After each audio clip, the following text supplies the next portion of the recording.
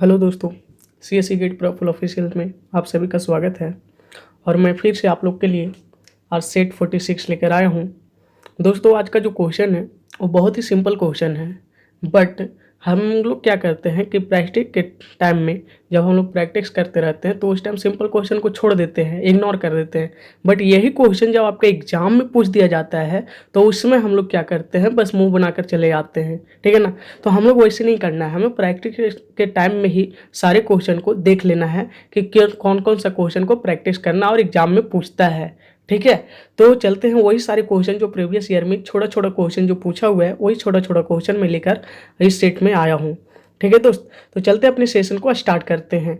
आपके स्क्रीन पे सबसे फर्स्ट क्वेश्चन बोल रहा है कि how many passes does N insertion sort algorithm consist of, मतलब कि कितना पासेस की जरूरत होती है जब इंसर्शन सॉर्ट एल्गोरिदम में, ठीक है, जब हम लोग इसे सॉर्ट करते हैं। तो जब भी हम इंसर्शन एल्गोरिदम को सॉर्ट करते हैं तो n-1 पास की जरूरत पड़ती है जब n एलिमेंट रहेगा तब, ठीक है ना। जब आपके इंसर्शन सॉर्ट करिएगा तो उसमें आपके n एलिमेंट रहेगा तो इसे पासेस की जरूरत पड़ेगी n-1 की, ठीक है। इसलिए यहाँ पर सिंपल सा आंसर हो जाता है बी, ठीक है। तो ऑप्शन बी यहाँ पर करेक्ट होता है। इसी तरह से आपका सिंपल क्वेश्चन पूछता है दोस्त। चलते हैं नेक्स्ट क्वेश्चन नंबर 2 आपका बोल रहा है कि which of the following is are used for intermediate code generation. तो आपको यहाँ पर बताना है कि इंटरमीडिएट कोड जनरेशन में क्या यूज होता है। सिंटैक्स ट्री का यूज होता है, डैग का यूज होता है, ट्री एड्रेस कोड का यूज होता है, पोस्टफिक्स नोटेशन का यूज होता है। तो मैं बता दूं दोस्त कि इंटरमीडिएट कोड जनरेशन में, ठीक है ना, कि दो तरह के फॉर्म को यूज कर सकते हैं। तो कौन कौन सा फॉर्म, तो एक आपका लीनियर फॉर्म और दूसरा ट्री फॉर्म, ठीक है।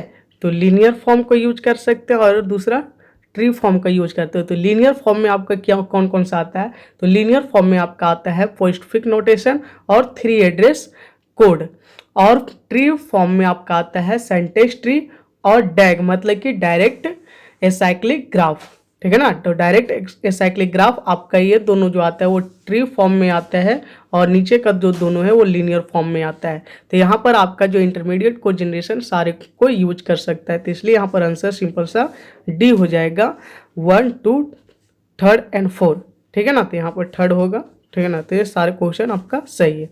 चलते हैं नेक्स्ट क्वेश्चन नंबर 3 पे। क्वेश्चन नंबर 3 आपका बोलता है कि what is the formula used in quadratic probing. आपका क्वाड्रेटिक प्रोबिंग में कौन सा फार्मूला का यूज करते हैं हैश टेबल के लिए, ठीक है ना। तो हैश की इक्वल टू यहाँ पर आपका सिंपल सा आंसर हो जाता है हैश की equal to hash x plus F I का स्क्वायर मोड टेबल साइज, ठीक है। तो ये हम लोग यूज करते हैं क्वाड्रेटिक प्रोबिंग के लिए। लेकिन यहीं पर आपका एक क्वेश्चन और राइज होता है कि लीनियर प्रोबिंग के लिए कौन सा फार्मूला का यूज करते हैं। तो लीनियर प्रोबिंग के लिए यूज करते हैं हम लोग हैश की equal to hash x plus F I mod table size. तो ये ऑप्शन बी जो आपका है ये लीनियर प्रोबिंग के लिए है, ठीक है, लीनियर प्रोबिंग के लिए, और ये आपका क्वाड्रेटिक के लिए है। इसे आप लोग याद रखिएगा। चलते हैं नेक्स्ट क्वेश्चन नंबर 4 पे। नेक्स्ट क्वेश्चन नंबर 4 आपका बोलता है कि विच code will not execute infinitely. इनमें से कौन सा कोड है जो इन्फिनाइटली आपका एग्जीक्यूट नहीं करेगा। तो देखिए दोस्तों, यहाँ पर ऑप्शन सी करेक्ट होता है। ऑप्शन सी में बोलता है कि जब आपका वाइल कंडीशन 0 है तो वो फॉल्स आपको आउटपुट देता है, मतलब कि फॉल्स होती है, ठीक है ना। तो ये it will execute while other will execute infinitely. तो ये आपका जब 0 फॉल्स है तो ये क्या होगा कि एक बार तो एग्जीक्यूट करेगा, जब आगे जाएगा तो ये इन्फिनाइटली तक ये एग्जीक्यूट करेगा। इसलिए यहाँ पर ऑप्शन सी करेक्ट होता है। नेक्स्ट क्वेश्चन नंबर 5 पे चलते हैं। क्वेश्चन नंबर 5 आपको बोलता है कि which protocol can be use to create secure email message. तो वह कौन सा प्रोटोकॉल है जो आपका सिक्योर ईमेल मैसेज को क्रिएट करने में हेल्प करता है या यूज कर सकते हैं। तो वो आपका है पीजीपी। पीजीपी, ठीक है ना। पीजीपी का मतलब होता है प्रेटी गुड प्राइवेसी। क्या होता है, प्रेटी गुड प्राइवेसी, प्राइवेसी, ठीक है। तो पीजीपी का मतलब होता है ये क्या करता है, ठीक है ना। PGP use for signing, encrypting, and decrypting text, emails, files, directories, and whole disk partition and to increase the security of email communication। ठीक है, तो ये इतने सारे में आपका हेल्प करता है आपका पीजीपी। ठीक है, और बोले कि ये डेवलप कब किया गया था, तो ये पीजीपी डेवलप किया गया था आपका 1991 में। और किसके द्वारा, तो फिल जिमरमैन, ठीक है ना, फिल जिमरमैन के द्वारा डेवलप किया गया था।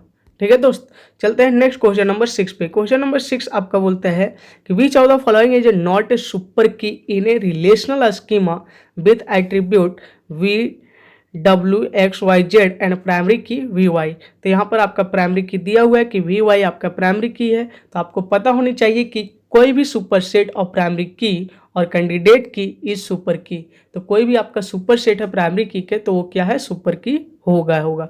ठीक है ना। तो देखिए यहाँ पर वी वाई, तो वी वाई क्या है, सबसेट सुपर सेट है वी वाई का, तो हाँ है, क्योंकि इसमें वी वाई भी आ रहा है, एक्स जेड इसी से आ रहा है। अब देखिए ऑप्शन बी में देखते हैं, तो क्या ये सुपर सेट आपका है वी वाई का, तो नहीं, ये सुपर सेट नहीं है, क्योंकि इसमें वाई नहीं है, वाई एब्सेंट है। यहाँ पे सी में देखते हैं तो सी में है, डी में देखते हैं तो डी में भी है, इसलिए हम कह सकते हैं कि कौन नहीं है यहाँ पर सुपर की, तो बी ऑप्शन आपका यहाँ पर सही हो जाएगा कि बी ऑप्शन जो है आपका सुपर की नहीं है। ठीक है, तो किस तरह से एलिमिनेट करना है, देखिए तो आपको जो सुपर की दिया हुआ है तो उसमें से देखना है कि इनमें से कहाँ पर एब्सेंट है। ठीक है ना, यदि नोट का यूज किया गया तो देखिए यहाँ पर भी तो है, लेकिन वाई का यूज नहीं किया गया, एब्सेंट है, इसलिए यहाँ पर ये ऑप्शन सही हो जाएगा। इस तरह से एलिमिनेट कर सकते हैं as a your trick. Next question number 7 पे चलते हैं। क्वेश्चन नंबर 7 आपका बोलता है a single phase motor is a made self starting by the addition of a या एन। ठीक है ना, तो यहाँ पर आपको बताने कि सिंगल फेज मोटर जो होता है सेल्फ स्टार्टिंग किसके द्वारा एडिशन किया जाता है। तो यहाँ पर आपका सिंपल सा आंसर हो जाता है कि the starter of A single phase motor has 2 winding. कितने वाइंडिंग, तो 2 वाइंडिंग को ये ऐड करता है। तो 2 वाइंडिंग कौन कौन सा, तो एक मेन वाइंडिंग और दूसरा स्टार्टिंग वाइंडिंग। ठीक है ना, तो यहाँ पर तो मेन वाइंडिंग तो नहीं है, लेकिन स्टार्टिंग वाइंडिंग है, इसलिए ऑप्शन बी करेक्ट हो जाएगा। स्टार्टिंग वाइंडिंग को एक्जुलरी वाइंडिंग भी बोलते हैं। ठीक है ना, तो आप लोग याद रखिएगा auxiliary winding, A you x हम लोग सिंपल सा डिनोट करते हैं, एक्जुलरी वाइंडिंग भी इसे बोला जाता है। और ये दोनों जो होता है एक दूसरे का पैरेलल होता है, और दोनों के बीच में जो डिफरेंस होती है, ठीक है ना, स्पेस होती है वो 90 डिग्री का होता है। ठीक है ना, तो ये भी याद रखेंगे हम लोग कि मेन वाइंडिंग और स्टार्टिंग वाइंडिंग में जो स्पेस होती है दोनों के बीच में वो 90 डिग्री का इक्वल होता है, और साथ में ये दोनों वाइंडिंग पैरेलल होती है एक दूसरे की। ठीक है, तो इतना हम लोग याद रखेंगे क्वेश्चन नंबर 7 में। क्वेश्चन नंबर 8 देखिए, क्वेश्चन नंबर 8 आपका बोल रहा है कि ultrasonic wave of frequency 3 × 10⁵ hertz. ठीक है, 3 × 10⁵ है, ठीक है ना, 10⁵ hertz are passed through a medium where a speed of sound is 10 times that in air a speed of sound is 300 meter per second. The wavelength of the wave in the medium will be the order of। तो आपको बताना है यहाँ पर wavelength that is denoted by lambda, और यहाँ frequency that is denoted by n, और आपका यहाँ पे वेलोसिटी दिया हुआ है, तो वेलोसिटी को हम लोग v से डिनोट करेंगे। तो वे वेलोसिटी आपका साउंड को करना है, तो साउंड यहाँ पर 10 टाइम्स है, तो 10 स्पीड ऑफ टाइम्स कितना हो जाएगा, 10 × 300 मीटर पर सेकेंड, तो ये टोटल हो जाएगा 3000 मीटर पर सेकेंड।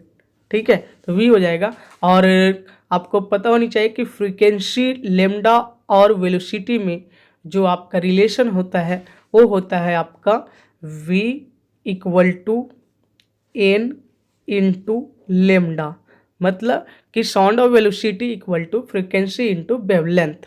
ठीक है, तो v यहाँ पर आपका दिया हुआ है कितना, 300 मीटर पर सेकेंड, n की वैल्यू आपका दिया हुआ है फ्रीक्वेंसी 3 × 10⁵ हर्ट्ज, और लेमडा आपको फाइंड आउट करना, मतलब कि आपका वेवलेंथ फाइंड आउट करना है। जब इसे आप कैलकुलेट करिएगा तो लेमडा = आ जाएगा v/n, और ये 3000/3 × 10⁻⁴ 5, इसे कैलकुलेट करिएगा तो ये आपका सिंपल सा आ जाएगा 0.01 मीटर, क्योंकि मीटर पर सेकंड में तो मीटर, हमें यहाँ पर ऑप्शन आपका क्या है सेंटीमीटर में, तो सेंटीमीटर में चेंज करिएगा तो ये 1 सेंटीमीटर आ जाएगा। ठीक है, जो ऑप्शन आपका एक करेक्ट होता है। ठीक है, तो ऑप्शन ए यहाँ पे करेक्ट है। चलते हैं नेक्स्ट क्वेश्चन नंबर 9 में। क्वेश्चन नंबर 9 आपका बोल रहा है दोस्त, चलिए क्वेश्चन नंबर 9 आपका बोल रहा है कि consider a hash table of size m equal to 7, m equal to 7 and a corresponding hash function h के इक्वल टू k मोड 7। तो आपको इसे सबसे पहले आपको कंसीडर आउट कर लेना है। ठीक है ना, यहाँ तक ठीक है ना, कि h के equal to k mod 7 where a value of k is computed using a folding method.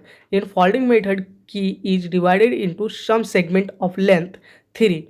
Compute the location of which key 749, 287 और 198 is mapped.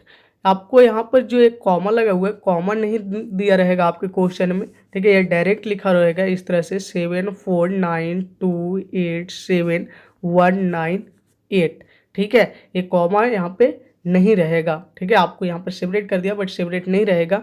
और फिर उसके बाद आपको जो ये 3 डिजिट लेंथ जो आपका सेगमेंट है, तो अब आपको यहाँ पर डिवाइड करना पड़ेगा 3 डिजिट। ठीक है ना, तो इस तरह से आप खुद कंसीडर करिएगा। ठीक है, मैं आपको बता दूं ताकि आपको फ्यूचर में यदि ऐसा क्वेश्चन मिले तो आप वहाँ पर घबराइएगा नहीं कि ये एक लाइन में मोबाइल नंबर क्या दे दिया है, तो मोबाइल नंबर नहीं है।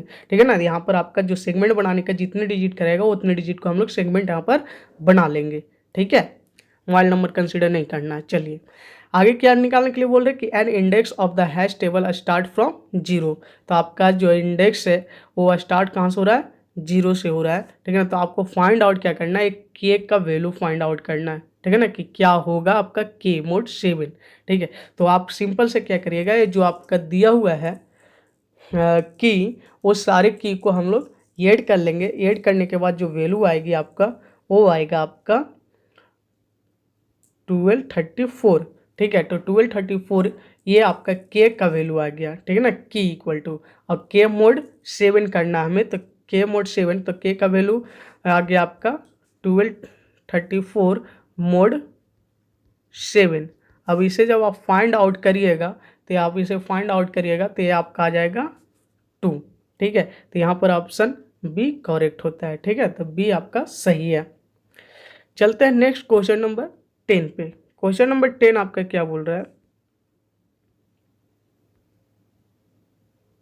देखिए, how many address line required to design 1020 into 8 bit random access memory.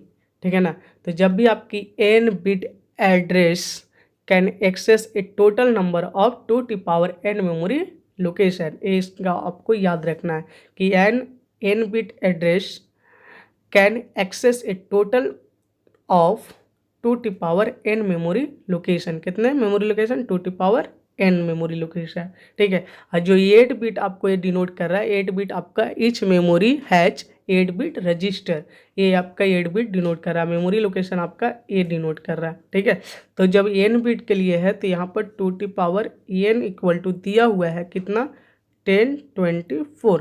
तो यहाँ से n की वैल्यू हमें फाइंड आउट कर लेनी है। जब आप इसे दोनों तरफ लॉग लगा दीजिएगा, ठीक है ना, तो log 2 to power n equal to log 21024 करिएगा। ठीक है ना, एनीथिंग,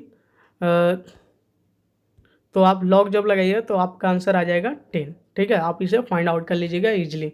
ठीक है, तो इस तरह से आपका क्वेश्चन पूछता है दोस्त कि सिंपल सा क्वेश्चन रहेगा, आपको कंफ्यूज कर देगा। तो आप ये इस सेशन में देखें कि एक सिंपल सा भी क्वेश्चन लेकर आया और 1-2 क्वेश्चन आपका अच्छे वाले क्वेश्चन भी था जो कि बड़ा वाले क्वेश्चन था। ठीक है ना, 8 और 9 में। तो इस तरह से क्वेश्चन पूछता है तो हमें छोटे छोटे क्वेश्चन को भी ध्यान में रखना है, ये नहीं कि उसे छोड़ते चले जाना है, स्किप करते चले जाना है।